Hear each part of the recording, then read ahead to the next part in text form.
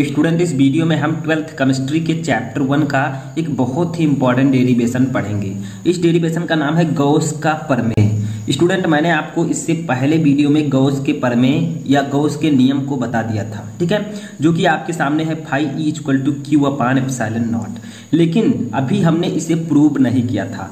हम इस वीडियो में प्रूव करेंगे कि phi E equal to Q upon epsilon naught कैसे होता है। ये एक डेरिवेशन है जो कि 5 नंबर का आपके बोर्ड एग्जाम में आता है। तो इसको हम इस वीडियो में स्टेप बाय स्टेप प्रूव करेंगे चित्र के साथ, बहुत ही आसान तरीके से। तो वीडियो को लास्ट तक देखते रहें। तो देखिए, गॉस का प्रमेय मैंने आपको बताया था, थोड़ा सा यहाँ पर हम समझ लेते हैं, उसके बाद में प्रूव करते हैं, ठीक है।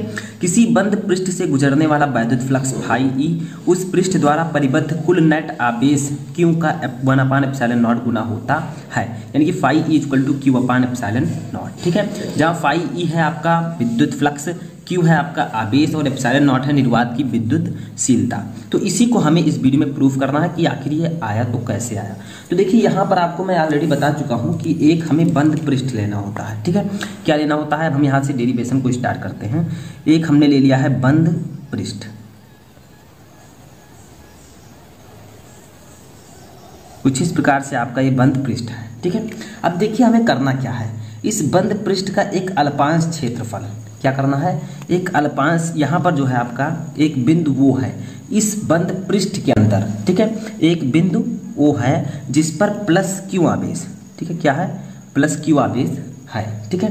तो आप कह सकते हैं कि माना कि एक बिंदु आवेश प्लस क्यू, ठीक है, एक बंद पृष्ठ ए, इस बंद पृष्ठ का नाम हम रख देते हैं ए, ठीक है। बंद पृष्ठ ए के भीतर बिंदु वो पर स्थित है, ठीक है। अब देखिए आपको करना क्या है, यहाँ पर एक छोटा सा अवयव हमें ले लेना है। देखिए, इस पृष्ठ का एक छोटा सा अवयव हमें लेना है, ठीक है। ये देखिए, ये हमने एक छोटा सा अवयव इस पृष्ठ का ले लिया और इस अवयव के, ठीक है, इस अवयव में एक बिंदु स्थित है, उस बिंदु का नाम है पी। तो ये बिंदु जो आपका इस अवयव के अंदर स्थित है इसका नाम है पी। तो इसका नाम हम लिख देते हैं छोटा सा, ये देखिए, ये है आपका पी, ठीक है। अब देखिए इन दोनों के बीच की दूरी कितनी है, यहाँ से यहाँ तक के बीच की दूरी, तो देखिए ये कितनी है, प्लस क्यू आवेश से बिंदु पी के बीच की दूरी आपकी है स्मॉल आर, ठीक है, स्मॉल आर मीटर, ठीक है। अब देखिए आपको करना क्या है, ये आपका बिंदु ओ है, ठीक है, प्लस क्यू आवेश से बिंदु आर दूरी पर एक बिंदु पी स्थित है और इस बिंदु पर हमें क्या निकालना है, विद्युत क्षेत्र की तीव्रता।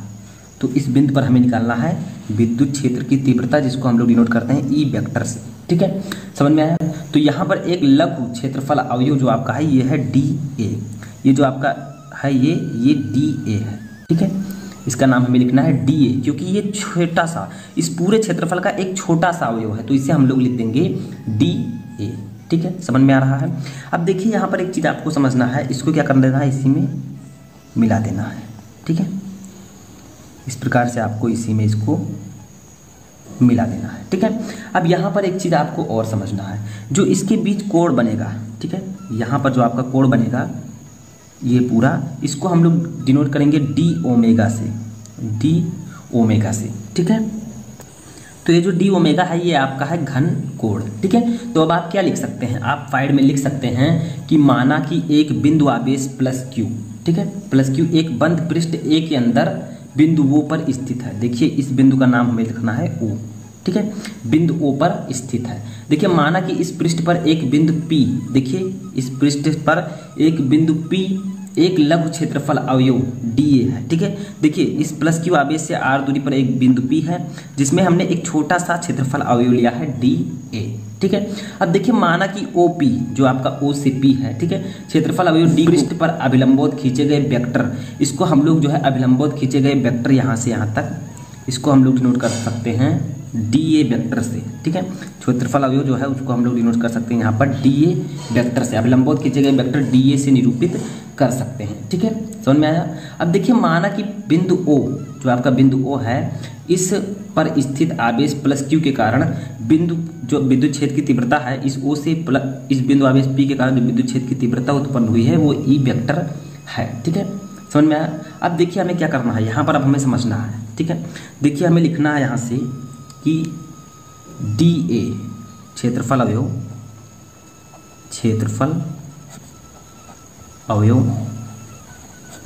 डी ए, ठीक है, से गुजरने वाला, ठीक है, विद्युत फ्लक्स वाला वैद्युत फ्लक्स, ठीक है, वैद्युत फ्लक्स। तो देखिए क्षेत्रफल अवयव डीए, इस क्षेत्रफल अवयव डीए से गुजरने वाला जो विद्युत फ्लक्स होगा, क्योंकि क्षेत्रफल हमने एक छोटा सा अवयव लिया है, इससे बहुत सारी विद्युत बल रेखाएं गुजरेंगी, यानी कि विद्युत फ्लक्स उत्पन्न होगा, ठीक है। तो इसका हम लोग विद्युत फ्लक्स का फार्मूला मैं आपको बता चुका हूँ, D phi E equal to, हमने डी फाई ई क्यों लिया, क्योंकि छोटा सा हमने जो है विद्युत फ्लक्स का एक छोटा सा अवयव हमने लिया है, ठीक है। तो D phi E equal to मैंने आपको फार्मूला बताया था E vector dot D A vector, ठीक है, ये फार्मूला मैंने आपको बताया था। और ये भी बताया था कि E vector dot D A vector equal to होता है E D A cos theta, E D A cos theta, ठीक है। ये आप लोग डी फाई ई की जगह पर लिख सकते हैं। अब देखिए एक चीज़ मैंने आपको बताया था, क्या, विद्युत क्षेत्र की तीव्रता हम जानते हैं, लिखिए, हम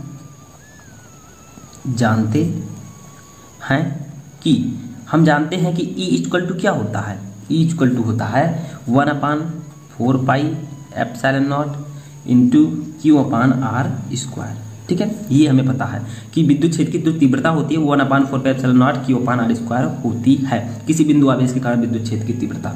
तो देखिए अब हमें क्या करना है, इस ई के स्थान पर इस वैल्यू को रख देना है, क्योंकि ई इक्वल टू इतना है, तो ई के स्थान पर हमें ये लिख देना है, ठीक है। अतः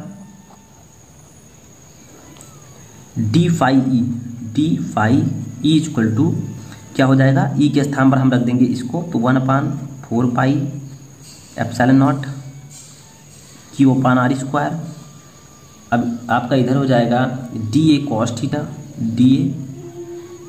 थीटा अपान आर स्क्वायर, ठीक है, डी ए कॉस थीटा क्या हो जाएगा, देखिए ई के स्थान पर हमने रख दिया इस वैल्यू को 1/4 epsilon naught Q upon R square, और डी ए कॉस थीटा आपका यहाँ पर बच जाएगा, ठीक है। अब देखिए हमें क्या करना है, यहाँ से थोड़ा सा और इसे सॉल्व कर लेना है, डी फाई इक्वल टू हो जाएगा आपका, देखिए इस क्यू को हम यहाँ पर ले आते हैं 1 के स्थान पर, तो आपका हो जाएगा क्यू अपान, ये क्यू है, ठीक है, Q upon 4 epsilon naught into D A cos theta, इस आर स्क्वायर को इसके नीचे ले आते हैं, कर सकते हैं हम, तो इस प्रकार से आपका ये हो जाएगा, ठीक है, समझ में आया। D phi equal to Q upon 4 epsilon naught, देखिए इस क्यू को हमने यहाँ पर लिया और इस आर स्क्वायर को इसके नीचे कर दिया, तो वही सेम चीज़ है, कोई दिक्कत इसमें नहीं है। अब देखिए हमें क्या करना है, अब यहाँ पर आपको एक चीज़ और समझना है, देखिए थीटा क्या है, जो कॉस थीटा है इसमें थीटा है क्या, तो इसको चित्र में हमें समझना है। थीटा जो है वो आपका डी ए वेक्टर और ई वेक्टर के बीच में जो कोण बना है, देखिए यहाँ पर ई वेक्टर और डी ए वेक्टर के बीच में जो कोण बना है वही आपका थीटा है, ठीक है। तो वही हमने यहाँ पर लिखा है कॉस थीटा, ठीक है, यहाँ पर हमने क्या लिखा था, ई डी ए कॉस थीटा, ठीक है, तो वही आपका थीटा है, नहीं तो आप लोग समझे थीटा है क्या, आपको पता भी ना चले, आप डेरिवेशन भी कर लें, ठीक है। तो अब आगे देखिए हमें क्या करना है, तो यहाँ पर एक बात आपको ध्यान में रखना है कि जो आपका D A cos theta upon R square है, ठीक है, लेकिन D A cos theta upon R square, ठीक है, D A cos theta upon R square equal to होता है डी ओमेगा, ठीक है। ये आपको यहाँ पर समझना है कि D A cos theta upon R square जो होगा इसकी वैल्यू होगी डी ओमेगा, जो कि हमने बिंदु ओ पर जब हमने प्लस क्यू आवेश को लिया था तो वहाँ पर डी ओमेगा आपका कोण बना था, ठीक है। तो ये आपको यहाँ पर याद रखना है, ठीक है। ये डी ओमेगा है क्या, तो इसको लिख देते हैं आगे क्षेत्रफल अवयव डी ए, ठीक है, क्षेत्रफल अवयव डी ए द्वारा बिंदु ओ पर अंतरित घन कोण, ठीक है, अंतरित घन कोण, ठीक है। देखिए क्षेत्रफल अवयव डी ए द्वारा बिंदु ओ पर अंतरित घन कोण, समझ में आया। डी ओमेगा क्या है, अभी मैं चित्र में भी समझा देता हूँ।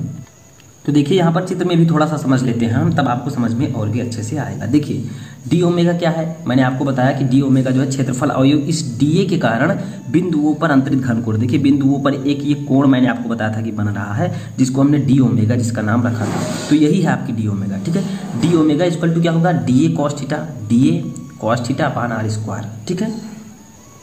तो देखिए अब आपका यहाँ पर क्या आ जाएगा, इस फार्मूले से देखिए ऊपर, तो यहाँ पर आपका आ जाएगा D phi E equal to, आपका आ जाएगा Q/4πε0 डी ओमेगा। ठीक है, Q/4πε0 डी ओमेगा, इतना आ गया। अब देखिए यहाँ पर एक चीज़ आपको और भी समझना है। ठीक है, देखिए हमने डी फाई ई लिया है, यानी कि विद्युत फ्लक्स जो है वो छोटे से अवयव का हमने लिया है। अब जो पूरा क्षेत्रफल आपका था उसका अगर आपको निकालना है तो इसका इंटीग्रेशन करना होगा। तो हम लिख सकते हैं संपूर्ण पृष्ठ, ठीक है, संपूर्ण पृष्ठ ए से बाहर की ओर जाने वाला कुल वैद्युत फ्लक्स, ठीक है, वैद्युत फ्लक्स यानी कि संपूर्ण पृष्ठ ए से बाहर, यानी कि हमने अभी छोटा सा अवयव का जो हमने विद्युत फ्लक्स निकाला था, हमें अगर संपूर्ण पृष्ठ का निकालना है तो इसका समाकलन करना होगा। तो डी फाई ई का जब हम समाकलन करेंगे तो यह आपका डी हट जाएगा, सिर्फ फाई ई बचेगा। ठीक है, फाई ई इक्वल टू हमें क्या करना है, क्लोज इंटीग्रेशन, क्योंकि बंद पृष्ठ है तो हमें क्लोज इंटीग्रेशन करना है।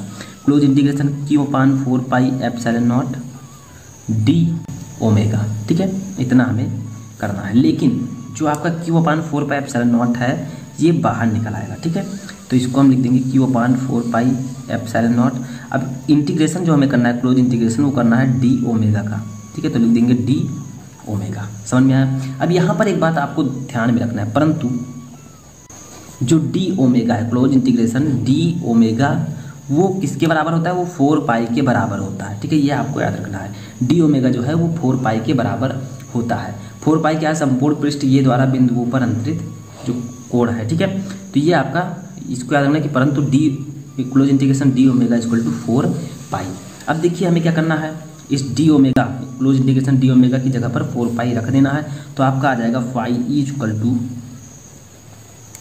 Q/4πε0 into D close integration D omega की जगह पर रख देना है 4π। 4π एंड 4π आपका कैंसिल हो जाएगा। फाइनली जो आपका आएगा वो हो जाएगा phi E equal to Q/ε0। ठीक है, और यही जो है गॉस का प्रमेय है। गॉस के प्रमेय में आपको यही बताया गया था कि जो किसी बंद पृष्ठ से गुजरने वाला विद्युत फ्लक्स, ठीक है, उस पृष्ठ द्वारा परिबद्ध कुल आवेश का 1/ε0 गुना होता है। ठीक है, वही हमने यहाँ पर प्रूव भी कर दिया। तो ये आपका प्रूव्ड हो चुका है डेरिवेशन। सेम इसी प्रकार से आपको भी प्रूव करना है। तो कैसा लगा आपको ये वीडियो? क्या ये आपको डेरिवेशन समझ में आ गया? पहली बार में समझ में अगर नहीं आया हो तो एक दो बार और देखेंगे तो आपको ये फाइनली बिल्कुल से समझ में आ जाएगा। ठीक है, तो इस वीडियो में फिलहाल इतना ही। हम मिलेंगे एक नए वीडियो के साथ, तब तक के लिए इंतजार कर